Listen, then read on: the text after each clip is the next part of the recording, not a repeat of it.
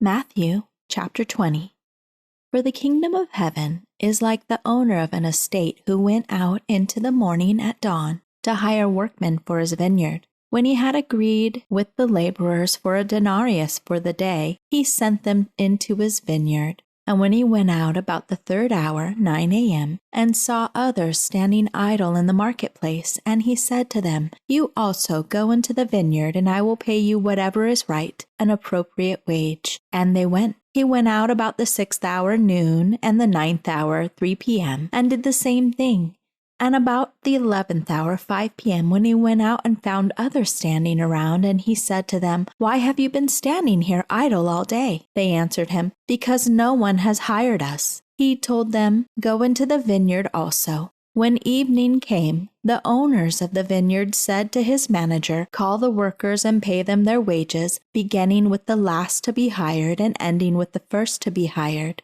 Those who had been hired at the 11th hour, 5 p.m., came and received a denarius, each a day's wage. Now when the first to be hired came, they thought they would get more, but each of them also received a denarius. When they received it, they protested and grumbled at the owner of the estate, saying, "These men who came last worked only 1 hour, and yet you have made them equal in wages to us, who have carried most of the burden and worked in the scorching heat of the day." But the owner of the estate replied to one of them, "Friend, I am doing you no injustice.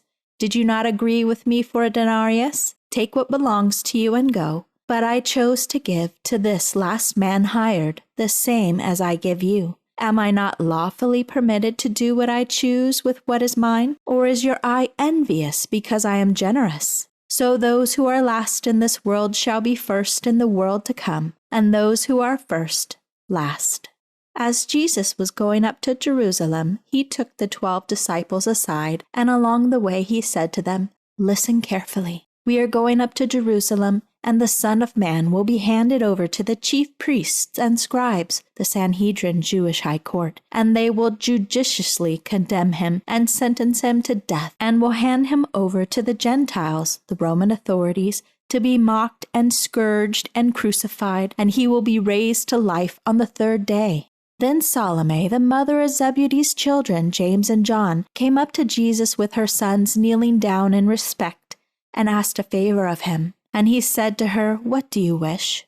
She answered him, "Command that in your kingdom these 2 sons of mine may sit in positions of honor and authority, one on your right and one on your left." But Jesus replied, "You do not realize what you are asking. Are you able to drink the cup of suffering that I am about to drink?" They answered, "We are able."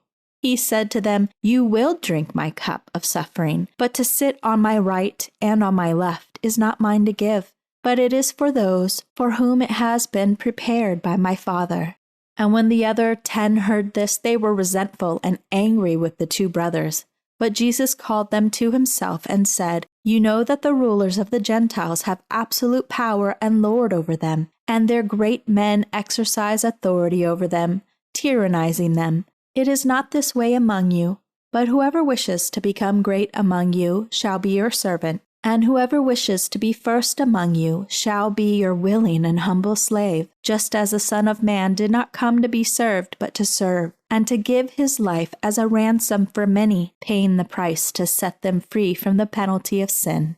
As they were leaving Jericho, a large crowd followed him, and 2 blind men were sitting by the road. And when they heard that Jesus was passing by, they cried out, "Lord, have mercy on us, Son of David, Messiah."